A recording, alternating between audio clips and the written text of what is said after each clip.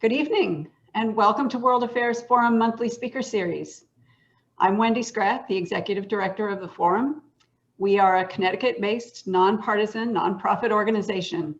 Our work provides our members with access to a diverse group of global leaders, policy experts, and leading journalists. Every month, they share their insights on important global issues and strategic U.S. relationships around the world, and we have the chance to question and explore the topic with them. We're also a part of the World Affairs Councils of America, a network of over 90 councils nationally. We are very excited to have with us tonight William Cohen, former Secretary General of the Basel Committee on Banking Supervision.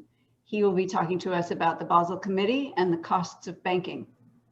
Our program tonight is sponsored by First County Bank, who has supported our programming for many, many years. Along with their sponsorship support, First County brings their talent and knowledge to the Board of Directors of World Affairs Forum. Sarah Tucker, Executive Vice President and Chief Lending Officer at First County, will be introducing our speaker tonight. Sarah also serves as the Forum's treasurer. I encourage each of you attending tonight, if you haven't already, which I know a lot of you have, to support our programming by purchasing a virtual membership at worldaffairsforum.org.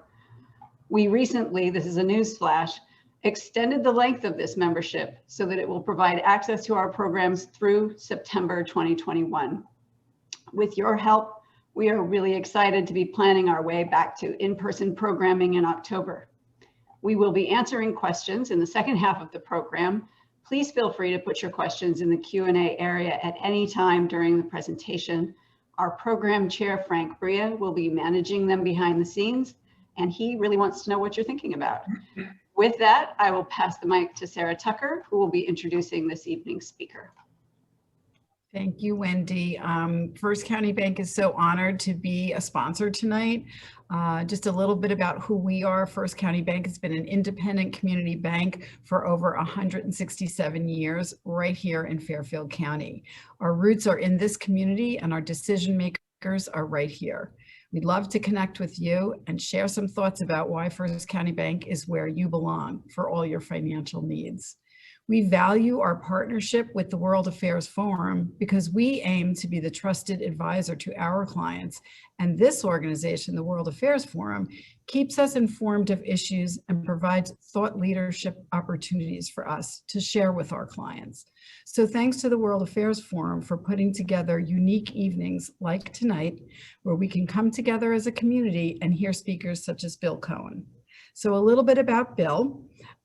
William Cohen served as Secretary General of the Basel Committee on Banking Supervision, a subject near and dear to all bankers' hearts. As Secretary General, Bill directed the work of the committee, managed the Secretariat, and chaired the Policy Development Group, which developed and recommended the Basel III post-crisis reforms. He also chaired both the Task Force on Corporate Governance and the Coherence and Calibration Task Force. Prior to his appointment as Secretary General, Bill served as Deputy Secretary General, where his responsibilities focused on the committee's response to the global financial crisis. Bill joined the Basel Committee's Secretariat in 1999 from the Board of Governors of the Federal Reserve System in Washington, D.C.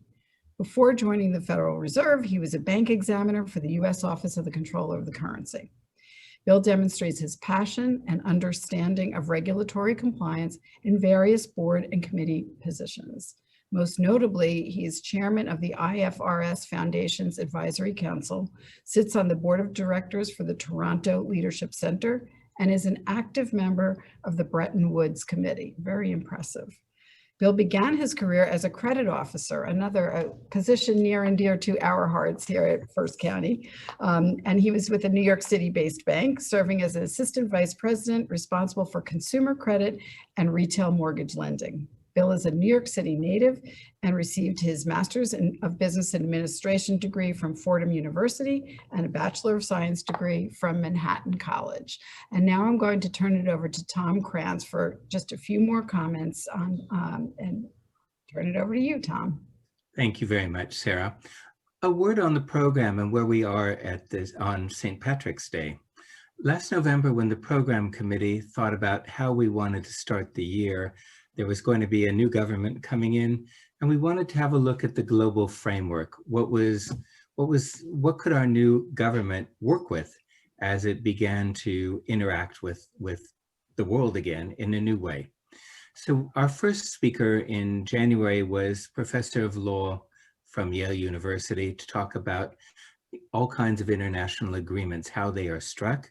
She is both a scholar and a practitioner of international agreements. Last month, we moved to the OECD, the Organization for Economic Cooperation and Development. We had one of its lead directors and talk about social policy, how it's formulated. And now that we're into March, we wanted to have a closer look at an area of cost to societies all around the world. We've given your speech, Bill, the title Costs of Banking, meaning what we pay directly as well as what society has been paying.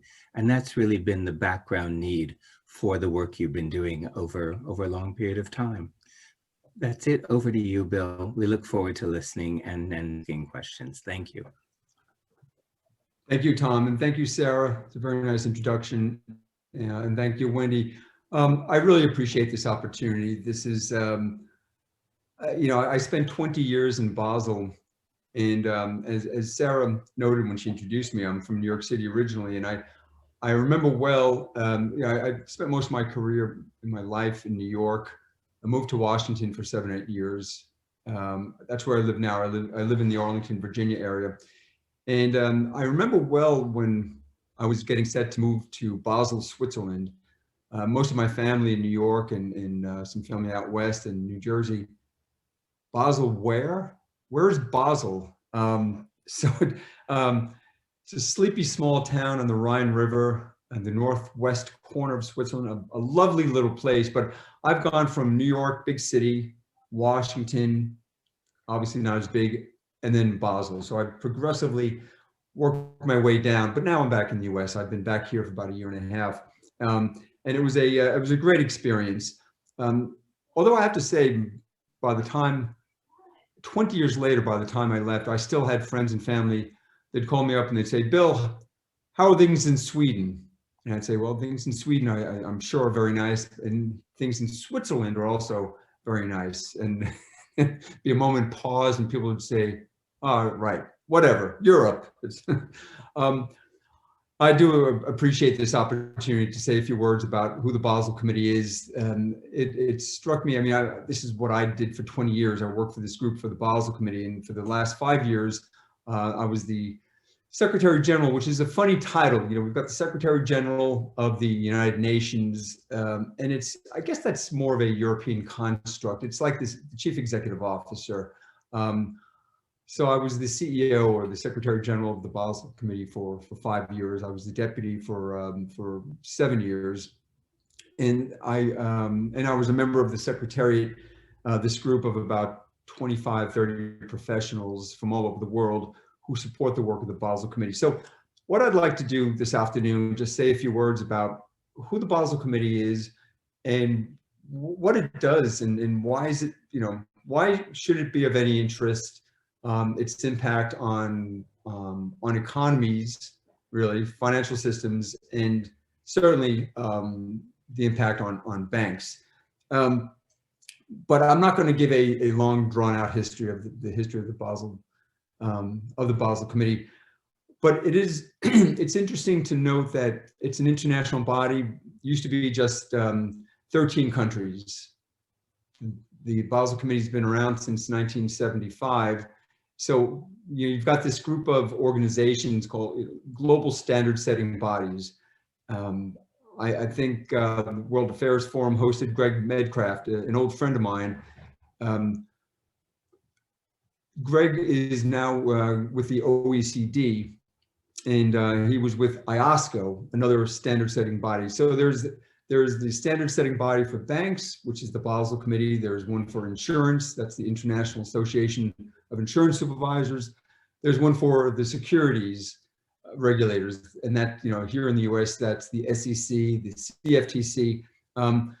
And there's, so there's this small group of global standard setting bodies. And I guess there are a few things that I'd like for you to come away with by the, after this webinar is over. One of which is the things that the Basel Committee comes up with, Basel II, Basel III, these are things that they have no legal effect in the countries that adopt them. And by the way, they're adopted by most countries around the world. They have no legal effect. What the Basel Committee produces a minimum standard, below which is probably not a good idea for a country to adopt a rule that's below the Basel standard. Some countries, like the US, adopt an even stronger standard. But what Basel produces is a minimum baseline level. And then the countries that are members of the Basel Committee, the US, many countries in the European Union, China, Japan, Australia, Hong Kong, there are 27 member countries. They take that standard and they convert it, or they transpose it into rules, regulations, or law. The Basel Committee has no sanctioning power. We can't assess a penalty. Sorry, forgive me. I continue to say we. I'm not. I'm no longer part of them. I'm officially retired from the Basel Committee. But old habits die hard. The Basel Committee has no sanctioning authority. So if a country decides to adopt a lighter standard that's below the minimum, which was the case in Europe, we have nothing other than the bully pulpit. The Basel Committee has this, we would produce statements to say, hey, by the way, Europe has adopted a standard below the Basel Committee minimum. And that has quite a bit of effect, as I've seen, and maybe I'll say a few words about that later. But the members of the Basel Committee, it's the European Union, the United States, Canada, Mexico, Japan, 27 countries. But it is useful to know that the standards the Basel Committee produces are adopted pretty much all over the world. The IMF and the World Bank participate in our meetings. They're not members per se, but they do participate in meetings. And in their process, which is the Financial Sector Assessment Program, the FSAPs, when they go around the world, country by country, to assess their financial system, they'll say, have you adopted Basel Committee standards? And so it's really, the Basel standards are considered to be the baseline, the bare minimum that countries should be adopting. So it is quite influential, but the important thing to note is it's a minimum standard. It's not rule or law or regulation. I guess we here in the US, the work of the Basel Committee gained a tremendous amount of attention during the global financial crisis. That started in 2007, and really the really adverse effects we saw in 2008. There was market financial system instability. Many large banks were teetering. There were some grave concerns that the banks would fail, that the financial systems would fail, and a lot of what we did, a lot of what the Basel Committee did, was I guess was retroactive, or was looking back. It was reactive in a sense. I always like to tell people, I'm going to say a few words about bank capital in a second. Not a lot, but I just want to kind of put things in perspective. I'll say a few words about bank capital and about liquidity. And I always like to tell people, the Basel Committee at least had the foresight in 2006 to say, we need to, on a global basis, we need to do a better job at defining what exactly is meant by regulatory capital, because the definition that was used by countries around the world, it varied significantly. And just the one thing to keep in mind, what is bank capital? It's a safety cushion to absorb losses. So I always took offense when people would say, and again, I'm glad that Sarah pointed out that I started my career as a banker. One of the best jobs I ever had. It was a great experience, and I really enjoyed it. And somehow I went over to the dark side, as some people might say it. So I've been on both sides of the table. And the banking industry has been very successful at saying, using the expression, I've got to hold capital because of the regulators. The regulators are making me hold capital, as if it was like something tangible, and you know, it's like a gold bricks that they've got to keep in the vault, or just, you know, piles of cash that they keep in the vault that they can't use, well, because the regulators say so. That's not what capital is. And I like to use this anecdote. Think about buying a house, and this is true in the US, this is true almost anywhere around the world, every jurisdiction I've had contact with, and that's quite a large number of. When you buy a house, you have to put down your own money, right? Here in the US, 20% is, you know, what we think about. 10% during the global financial crisis, or the lead up to the crisis, it was maybe 3%, 5%. But the point is, you've got to put up some of your own money, and then let's say you have to finance the rest, 80%. One thing the Basel Committee did in response to the global financial crisis, we adopted a minimum leverage ratio, and by Basel standards, that's 3%. So in other words, we're asking banks to fund their investments, their activities, by using 3% of their own money, their capital. And this is what capital is. So in other words, banks can make an investment and they can use 97% of someone else's money, borrowed funds. Now in the US, it's higher. Going back to my point earlier, the US has what some people almost pejoratively refer to as gold plate. I call it armor plating. The US has armor plated the financial system by requiring standards that are above the Basel minimum standards. Most banks in the US have, even the largest banks, have a leverage ratio of 6%, 7%. I bet Sarah's bank's leverage ratio is higher than that. So if your leverage ratio is 10%, that just means you've got 10% of your own capital and then 90% of borrowed funds. That was really one of the most significant things that we did, because before the crisis, there were large banks, both here in the US, Western Europe, different parts of the world, who had a leverage ratio, not 10%, not 6%, not even the 3% Basel minimum. It was more like 1%, 1.5%. So any kind of business, if you're funding your activities with funds that are 98% borrowed, I mean, you never see that, first of all, and second of all, it's a bad idea. It never works out. But this is one of the most important things that we did. We've strengthened capital standards. It was quite a political process, and that's the other thing I wanted to touch upon. It's not, the Basel Committee is not like the World Trade Organization. It's not like the United Nations, where there is a yes or no vote. We do everything, again, with the we. The Basel Committee does everything by consensus. And if there are 27 countries around the table, it's actually more like 45 seats around the table, because each country, and I'll use the US as an example, the Federal Reserve Board of Governors here in Washington, they're a member of the Basel Committee. The New York Federal Reserve is a member of the Basel Committee. The Federal Deposit Insurance Corporation, and the Office of the Comptroller of the Currency. So the US itself has 4 seats at the table. Most countries around the world have a central bank. Japan, for example, has the Bank of Japan. All the central banks are at the table. And then you have the supervisory authority, like the FDIC or the OCC here in the US. In Japan, it's the Financial Services Agency.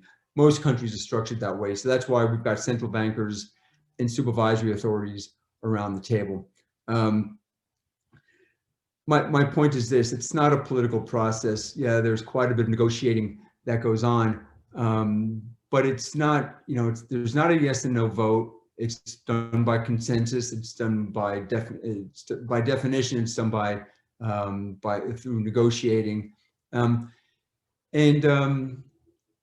people used to say, well, you've got a group that large and you've got, countries all over the world. How do you reach that consensus? Is it the base minimum? Is it the least common denominator? Which is not the case. There's an aspirational aspect to it, and that's really an important part. I shouldn't leave you with the impression that this process for setting global standards, I shouldn't leave you with the impression that this is an apolitical process. It's not political, but there are politics involved. And one of the more interesting things that happened during my tenure, coming from the Federal Reserve, my background was with the Federal Reserve. People from the Fed for a long time thought, you know what? We are an island unto ourselves. We don't need to deal with politicians. We are an independent organization, and all the bodies on the Basel Committee kind of had that sense of independence. We saw from the financial crisis, this is not the way the world works, because it's really hard for a central bank like the Fed and others around the world, the Bank of England and the European Central Bank. It's really hard to say from a regulatory perspective, to say to the finance ministry, or in the case of the US, the Treasury Department, hard to say, look, we just had a financial crisis, in the US, TARP amounted to $700 billion. Okay, we know that the Treasury Department had to kind of prop up the system, maybe bail out some banks. Maybe we as the regulator, maybe we should have caught that. We didn't, but thank you for saving the system. Now go away, let us make the rules, and you're not involved in this standard setting process. That's not the way the world works. That led to, for me, which was really one of the more interesting, one of the more difficult parts of my job, dealing with politicians. And because that's something that I never had to do before. It's not something the Basel Committee ever did. And the organization in Basel that I work for, it's called the Bank for International Settlements. That people call that the central bank for central banks. And that's something that the BIS never had to do, was to deal with politicians. You talk about an ivory tower, that was, the BIS is here, and then there's the rest of the world, and we'll think deep thoughts in Basel, but we don't really need to deal with I was going to say reality. It's not exactly the case. There was a 2-week span. It was in 2015. I testified. It was actually in Zurich. There was a delegation from the U.S. House Financial Services Committee. They came to Basel, or they came to Switzerland, and I met with them for a couple of hours. And it was like testimony, but luckily it was closed door testimony, so it wasn't public. And they said, Bill, look, we know you work for the Basel Committee. It's a European organization. There's a preponderance of European countries, and we know it's the Europeans that are really dominating the process. And I said, sorry, but you're wrong. That's not the way the way it works. Things are done by consensus. The U.S. has a strong voice, but really no stronger than others. And the U.S. doesn't dominate the process. And that was a point of debate. But 2 weeks later, I testified before the European Union Parliament, and it was the same thing. Actually, that process, or that testimony, was public. And they started out the same way. Bill, we understand you're an American. We know you've got an American passport. You used to work for the Fed. We know the Americans are driving the process. And I just kind of laughed out loud. I said, and I recounted my experience with the House Financial Services Committee. I said, the simple truth of the matter is that's not the way the process works. And it really is not. It is done by consensus. And the one common denominator, everyone has, all the people around the table are central bankers or bank supervisory authorities. And so that's sort of the common denominator, that people that have the same mindset. They're interested in financial stability. They're interested in safe and sound banks. And so I think that's the starting point for many people in the Basel Committee.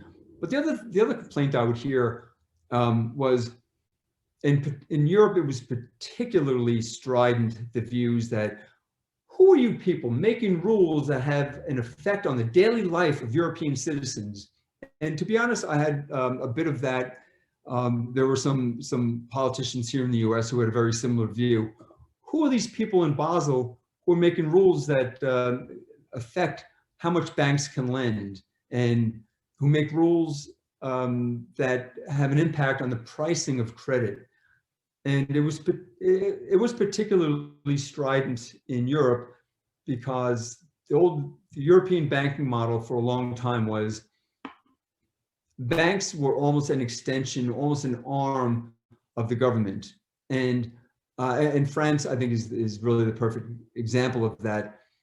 And there was this mindset that if banks, banks are there to support the real economy, and that's true in any economy. But in France, the mindset was, we call the shots, we the politicians call the shots. Banks are there to support our decisions on the direction of the economy.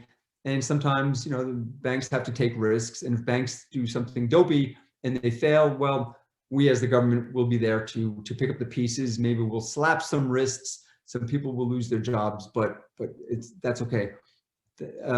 That model no longer works for a few reasons. One, a very pragmatic reason is it's a union now in Europe. It's the European Union. There are competition rules. It's illegal. You can't do that as a country. You can't provide that kind of support to the private sector. The other reason, though, is also practical. There's no fiscal space. They can't afford it. And there's no, here in the U.S., a $1.9 trillion stimulus package. It's hard to do that in Europe because there is no fiscal union. There's banking union, there's a monetary union. You've got a central bank, but there's no fiscal union. There's no common fiscal budget. So it gets very awkward in the European Union that they have to follow, or they want to be seen to follow Basel Committee standards. And so the thing I would hear quite often is like, yeah, Bill, you're in charge of this group, but who elected you? And my answer to that is, you've got people like, at the time it was Janet Yellen. Janet Yellen was the head of the Fed. She was the chair of the Federal Reserve. Mario Draghi, who was the head of the European Central Bank. I worked closely with Mario. He was the governing body. The people I reported to were all central bank governors and heads of supervision, people who were nominated through a democratic process, appointed through a democratic process. So the people to whom I reported and had the ultimate say on the rules that the standards that we adopted, these were people who were put in place through a democratic process. Just a word about Mario Draghi. I had the good fortune of working with Mario for a long time. And I loved the experience. I'm sure a lot of people in Europe can't say the same thing, because Mario, he's a very unique guy. He doesn't like meetings. He doesn't like to have to, negotiate. He just likes things done his way. He's a super smart guy. He's an MIT graduate. He was a professor at MIT. He's now the prime minister of Italy. But I always had a really good relationship with him. But we would sit at these meetings. I'd sit next to him. I'd keep a list, running list of which of the governors wanted the floor to speak, to say their piece. And he'd be rolling his eyes. He's like, he'd be looking at my list and say, oh, this guy or this woman, long-winded, this is going to take some time. And he said, watch, take my word for it. This is going to be an 8-minute intervention. So he'd put his watch and say, see, Bill, what I tell you. And he's, one time though, he said, and so here's a recommendation for a book. It's 1800 hours. He's getting antsy listening to all these interventions. And he turns to me, he said, Bill, I just finished the greatest book. You got to read it. He said, but I can't remember the name. It's called Red. And I'm Red Storm. And he said, yeah, no, that's not it. And So I finally figured out the book he was talking about. It's called Red Notice by an American financier called Bill Browder. And he's telling me about the book, and he said it's a real story, but it reads like a page turner, like a spy novel, a real page turner.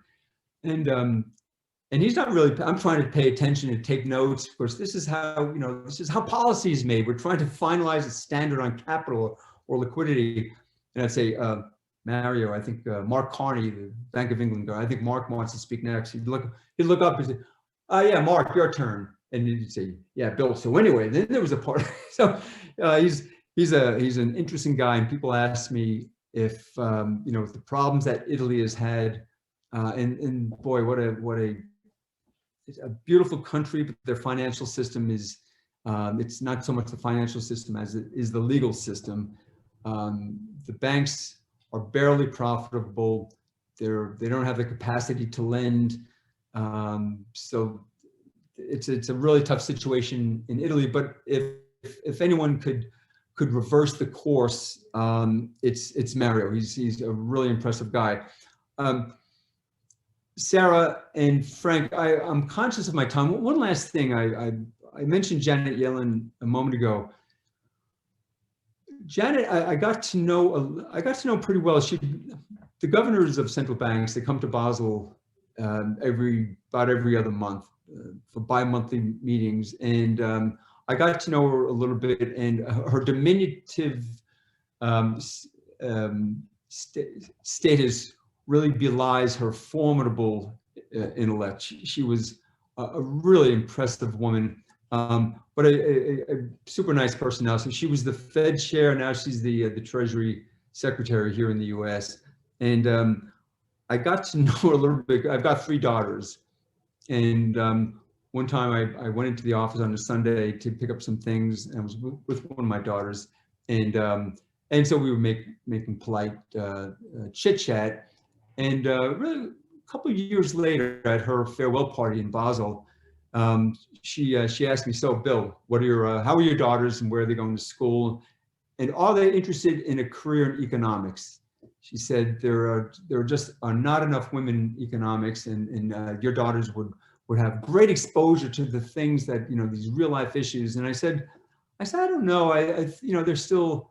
I've got 2 daughters in university now, and one is a senior in high school. And I said, I'm still undecided, but I'm not really sure if it's moving in that direction. And she said, okay. I was leaving Basel in a few months. She said, as soon as you get back to the US, she said, look me up. I want to sit down with your daughters, and I want to convince them why economics is the career for them. So anyway, she's not only a brilliant woman, she's a formidable negotiator and a really impressive woman. Sarah and Frank, I don't want to, I could really go on. It was such an interesting time I spent in Basel. The people I met, the impact of individuals and personalities on policymaking, that's something that really stood out over the years. I could go on with a bunch of war stories, but I turn to you and to see if anyone has any questions. I'd be happy to discuss anything you'd like to talk about. I'll turn it over to Frank, but I do want to say I love that story about Janet Yellen, and she's absolutely right. We are underrepresented in this territory, and I've felt like it's been a gift for me to be in this field, whether it's banking or economics. I was an economics major, and there's a lot to it. It's such an in depth of information and challenges in this industry. But I think it'll be great to go to Frank for some questions. Yeah, so we have a question on Yellen specifically that would sort of tie in really nicely to this. Is really Yellen is a labor economist and now is at the Treasury. How do you think her background is going to influence U.S. policy, but also how the U.S. is viewed over, in the international scene around specifically how we are viewed from, as a potential, our debt? How are people going to have more confidence in terms of investing in the U.S. now that we have Yellen as our, running Treasury, and can she do a lot to improve our image overseas? She has, yeah, I think from an international perspective, she's very well known, not only the central bank community, but also finance ministries. It's probably not as evident here in the U.S. that there's this really close relationship between the U.S. Treasury and the Fed. It's becoming more and more obvious now because of this massive stimulus bill that was passed recently, that there'll have to be close coordination between the Fed and the Treasury. But that's always been the case. It just hasn't been as public or as evident here in the U.S. It is elsewhere, and so Janet is very well known both in the central banking community and the finance ministry community, and even more important than that, she's well respected. She's likable. And she's well respected. She just, as I said, she has a formidable intellect. So I think that was, when I saw the announcement that she was President Biden's nominee, I thought that's a brilliant move, because that will immediately have a great reaction overseas, and I think it has, based on the people I speak with. I think it was very well received. Follow-up question to that. I mean, I think there's a lot of concern about the size and scope of the stimulus that was passed, the 1.9 billion that you referred to, and now there's talk about a bigger infrastructure project. At some point, are international investors and international bankers growing increasingly concerned about the amount of stimulus that we're putting in, given the fact that the market has been relatively strong throughout the pandemic? You know, Frank, I'm going to give you a non-answer, but it's still I'm not completely ignoring your question. I'm not an economist. I'm more of a financial. I've got an accounting and a finance background. The one thing I could say though is, during a crisis, all bets are off, because journalists would ask me, what do I think about Europe taking certain measures to dampen the impact of the crisis, or certainly the U.S. Taking certain measures? Are those measures, when it comes to banking reform, are those measures counter to Basel's philosophy, or do they run afoul of the Basel rules? And the first thing I would say is, in a time of crisis or in dealing with the crisis, all bets are off. Every governments aren't thinking about international standards. They're thinking about righting the ship. They're thinking about maintaining market stability and financial stability. So that's my first response. Now there'll be debate of the 1.9 trillion. How much of that is actually disaster, COVID catastrophe, crisis related, and how much of it is pork? I don't know. Time will tell. That's the interesting thing. We will certainly see in the next 6 months, 9 months, what international reactions are once the Fed once the 1.9 needs to be funded. But it's a large package. That's for sure, and that's something that Europe can't do, as I explained before. So it is a massive package. Great. Related to just the Draghi, the follow up on the question really is, his style is something that we have not heard of before, but do you think that style will be effective in terms of getting Italy what it needs to get through this period? And yeah, particularly when negotiating with, stronger EU member countries. Yeah, I might have left the impression that he's a super smart guy too, and he doesn't have a lot of patience for negotiation, probably because he thinks he's right all the time. And most cases he often is, but that might obscure the fact that he's a skilled politician. You couldn't be in his position as the head of the European Central Bank without having some kind of political sensitivities. From what I've seen so far, he's done really well in Italy. I mean, this is a surprise. Some people thought he'll never be able to form a coalition, and he's done that very quickly. So he's a skilled politician, And Italy is the third largest economy in the EU after Germany and France, and so it's not an inconsequential role he's playing. It's a huge economy. It's a bit of a drag. There's always the north-south debate in Europe. He's in the south, and the south has served to be a bit of a drag on the rest of the EU. I really am confident that if anyone can do it, he can. So we have some great questions from the audience about just technically how Basel works. Like one of them is, how is it funded? And the second is, how is it does it work to combat, tax havens or money laundering or those issues that it also tries to address? Oh, I see. I'm looking at the questions now. That's an excellent question. And Suhair, you also had the question. Let me just clarify something on the leverage ratio. I was using this example. I'm going to get to the question in a moment. Who funds the Basel Committee?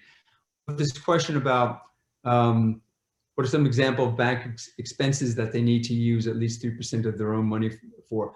Think of it this way. I'll stick with my analogy of buying a house. So we, as private, as individuals, want to buy a house. We use 20% of our own money. We finance the other 80% from a bank. A bank, okay, so when they lend us the money, they're making an investment. They're lending us money. They hope they get it back. Where do they get the money for that investment? Well, they borrow some of the money in the form of, say, deposits, or they issue short-term commercial paper or short-term debt, but they borrow the money. And so I always thought it was odd that for private citizens and most businesses, if you want to invest in something, if you want to make an investment, in this case, I want to buy a house, that's an investment. I have to put up 20% of my own money. For a bank wants to invest in you as a borrower. And so the money that it advances to you so you can buy your house, of that money that it's advancing to you, it only needs to use a minimum, by Basel standards, it only needs to use a minimum 3% of its own money. So that's what I mean. And then the rest of it comes from deposits or debt instruments that it issues. It's an improvement. 3% sounds like a really modest amount. As I said, in the US, it's a lot higher, multiples higher in some cases. So it sounds pretty modest, but actually it's a big improvement from the state of affairs before the global financial crisis. Who funds the Basel Committee? The BIS, the Bank for International Settlements, is it's a really interesting organization. It's shareholders. There are 60 central banks from around the world that are shareholders of the BIS, and that includes all the members of the Basel Committee. There are 27 countries and several others. The BIS is, in a sense, think of it this way. It's a small organization. There are about 600 people in Basel. There's an office in Hong Kong, maybe 30 people. There's an office in Mexico City, probably 10, maybe 15 people. And that's because what the Bank for International Settlements does, think of it two ways. It's a think tank on the one hand, organizations like the Basel Committee. There's another committee called the Committee on Payment and Market Infrastructure. That's getting a lot of attention these days because of payment systems. But there are these committees that that the BIS funds, and there's a large team of research economists. So it's, in a sense, it's like a think tank.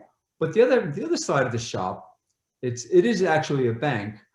The BIS manages central bank reserves from all over the world, and it has these international protections that have been upheld in the International Tribunal in The Hague. So there have been some examples: Argentina, Venezuela. Central banks in those countries have put money with the BIS, and the BIS manages those reserves. It's a good place to put money for safekeeping because of the legal protections that it has. You can't have a government coming in and say, you know what, we want all the money that the independent central bank has placed with the BIS, and that's part of the appeal of having the BIS manage central bank reserves. Of course, it's safe. So it has a very large endowment from over the years, and central banks, they're not so interested in getting a very high return, although it is a competitive space these days. People are mainly concerned, and the U.S. has money there. Every country around the world has money with the BIS. So the BIS makes money that way just by managing reserves, and also from our endowment over the years. And there are no fees. It's not like we charge the Fed and the Bank of England and the ECB and the other members. It's not like we charge a fee. So my salary, my pension is paid for through the operations of the BIS, and the money it makes off of its own capital base, its endowment. But it's a fascinating organization. Just a quick word, Frank. The BIS was founded after World War I to manage war reparations.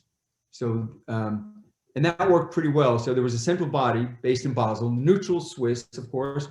We would collect war reparations from Germany mainly, and distribute it to the Allied forces. And that worked well until Nazi Germany decided, this isn't going to work. We don't want to pay reparations anymore. And it stopped in 1932, 1933.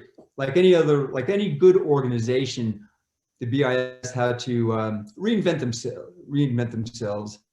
By that time, it kind of established itself as a place that central bankers from all over the world could come to talk about what's your economy like? What are you doing with monetary policy, interest rates? What are some of the pressures you're seeing? How did you handle this kind of situation in the past? And that very much exists today. And that's one of the more important functions of the BIS, in addition to hosting organizations like the one I work for. The other question that we have is UK membership as well as China membership in Basel. Have there been any changes recently, either because of Brexit or tensions with China?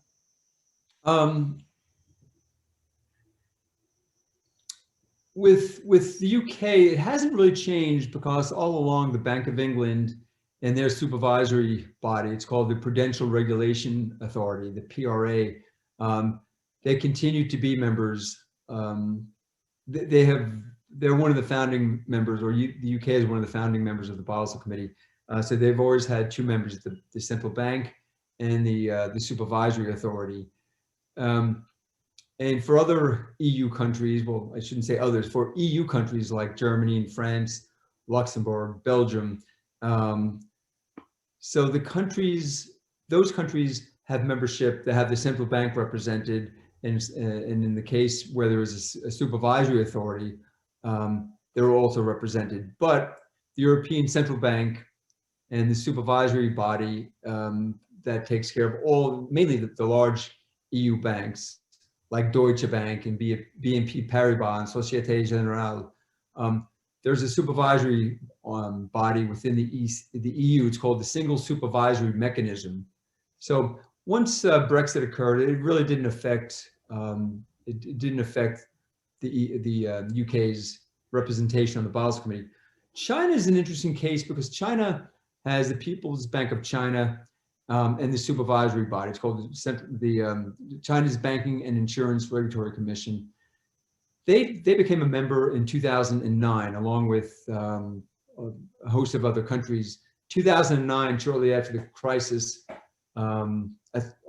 shortly after the height of the crisis, people recognized, if the Basel Committee, if you're going to call yourself a global organization, you have to have global representation.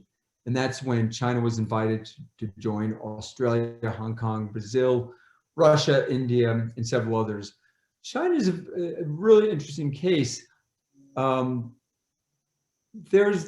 course, there's always the language barrier. But when you've got a country the size of the population of China, they've got some brilliant people really well educated, really sharp people. They've got a massive financial system, as you know, which is obvious. So there, I would say China is an active member of the Basel Committee. They've made a contribution. They've got some really impressive people. Related to the China question, since it's logical, we have a question about, you know, China was the first country to start issuing a digital currency. What how does Basel feel about that? And do you see others? Is that a net positive, or is that something that causes you concern?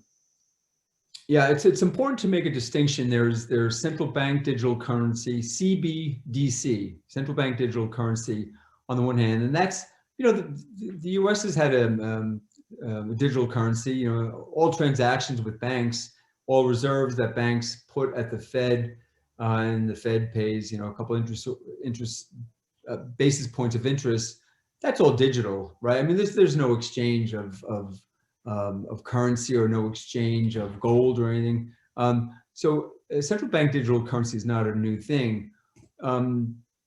What's interesting though, and that's to be distinguished from things like Bitcoin, Ethereum, those are digital. In fact, the BIS even refused to call them digital currencies, calls them digital assets, because they're not issued by a central authority. They don't have any kind of backing, either in the form of a guarantee, like the U.S. dollar has. So those are, you know, the central bank community sees those as something very different from central bank digital currency. The Chinese are very advanced in issuing their e-yuan or e-renminbi, the e-RMB. It's there, it's ready to go. They're testing it. They've started to roll it out. And this is a massive question, a huge, almost existential question for the central bank community. I mean, they're really nervous about things like Bitcoin and Ethereum. They fear the loss of one of the biggest, most important monetary tools, and that's the control of the money supply in an economy. So I think this is something that is really very sensitive within the central bank community. It's not something new. There's a lot of work going on, here in the U.S. At the Fed to expand the digital currency that it currently has. I mean, the big question for those of you who work for banks, you know, what are the implications from a retail perspective? What if the U.S. were to, the Fed were to issue a digital currency and dealt directly with individuals? I mean, that would change the funding profile profoundly for banks, because, you know, the example I used before with a mortgage, people deposit their money at a bank. The banks use that as a source of funding to lend to others who need to borrow to buy a house or expand their business. It would have a really big impact on the way banks operate, the way the Fed operates. So the central, I guess my message, Frank, the central banks are moving very slowly here, but don't mistake that for being inactive. There's really quite a bit of activity going on to try to get a better sense of what the impact would be.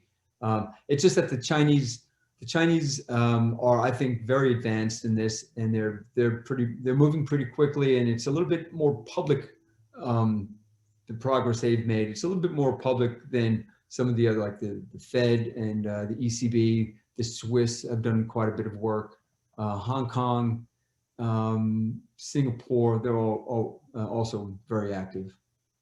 Yeah, there was a recent interview where the IMF chief Lagarde was interviewed, and she was specifically asked about the cryptocurrencies and, you know, China's digital currency. And I almost feel like Europe feels like they have to catch up to where China is on a digital currency. It almost feels like there's a tech race going on around this issue. But it seems like in the U.S. we're much more sensitive to it, and we recognize there's a need for regulations. So do you see Yellen taking that kind of a position where she's going to be slower and more cautious about opening that up, because we're sort of on the innovative side of that whole, with, you know, crypto and digital, and regulation seems the only thing that would stop that kind of momentum at this point, because it's not the Frank, when the Basel Committee responded to the global financial crisis, there was a lot of stuff. A lot of bankers told me it was like trying to drink water through a fire hose. There was so much it was really a transformation of the regulatory system,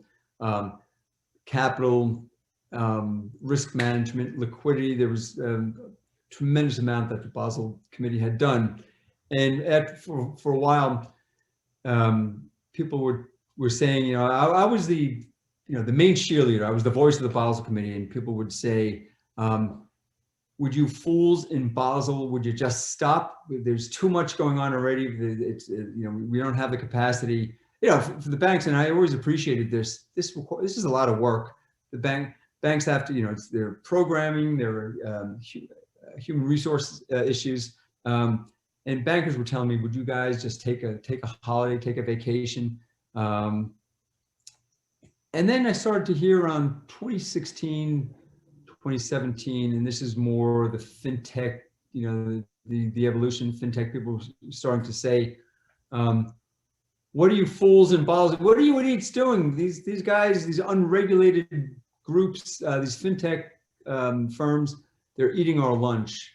Cryptocurrencies, crypto assets, whatever you want to call them. This is the whole fintech evolution. It was a severe competitive pressure for banks. So it was ironic that they were telling me to go away, and then they were saying, "Come on, we need more regulation."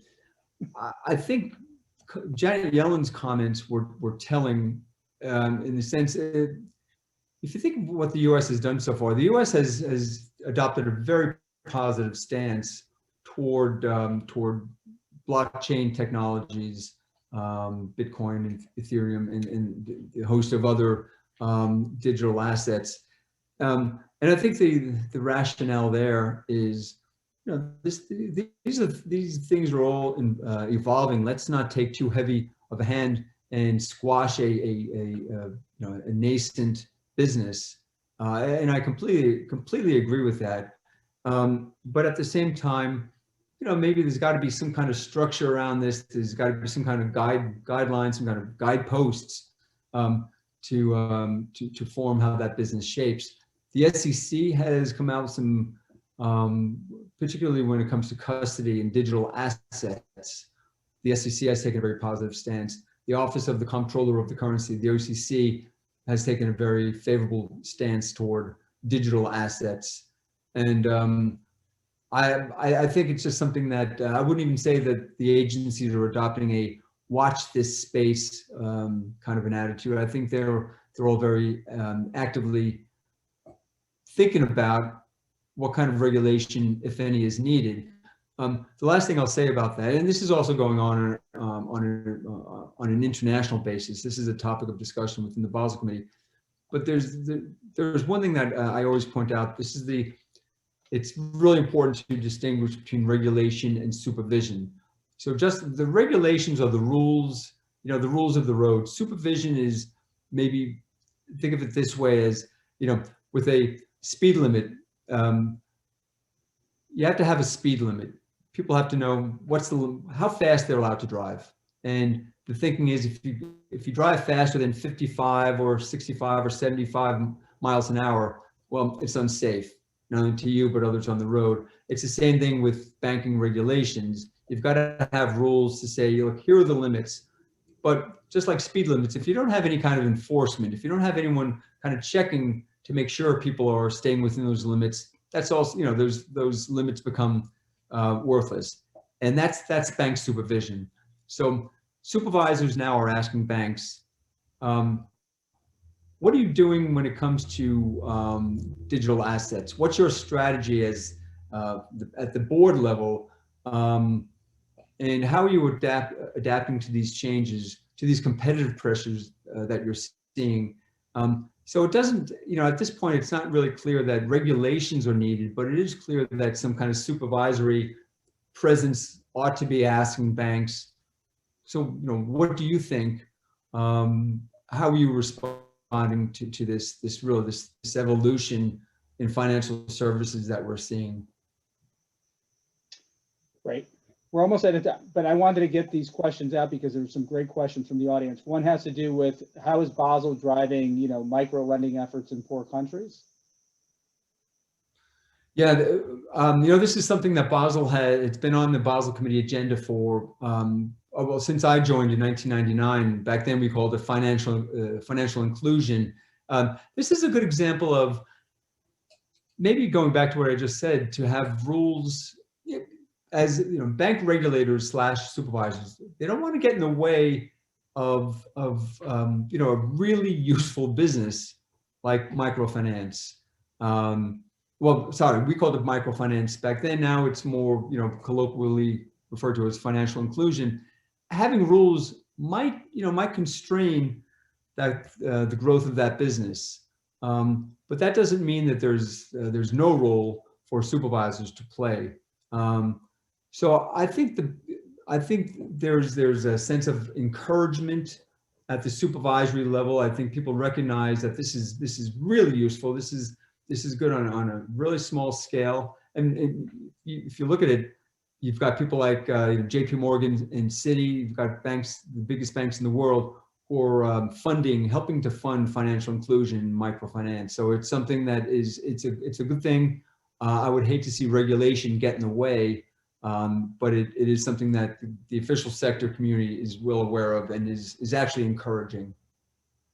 One last question, just in terms of concentration risk, I mean, was that ever something that was discussed? I know in the US there was talk about systemically significant companies and being deemed, systemically significant. Was that something that you looked at the Basel Committee in terms of, the financial services sector? Was there, and if so, how did you look at it? Was it based on concentration, or what metrics? Yeah, there's a set of rules.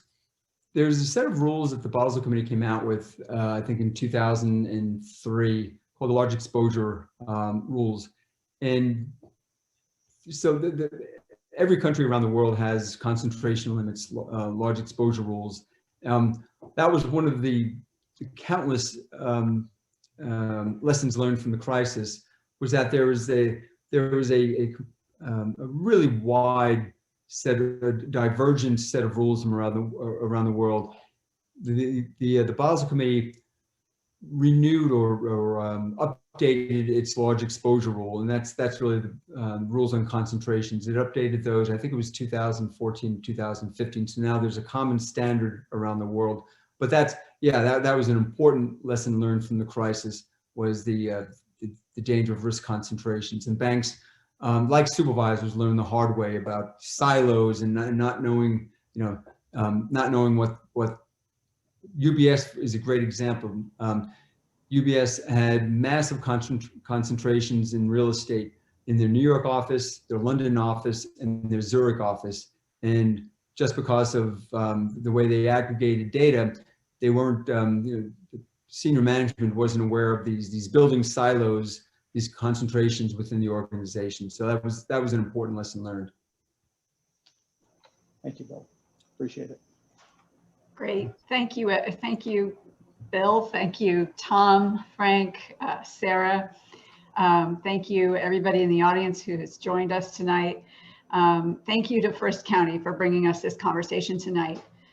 Our next speaker event will be on Wednesday, April 7th at 5 p.m. We will be hosting Constanze Stelzenmuller at the Brookings Institution, who will be presenting on the end of the Merkel era and what it means to transatlantic relations.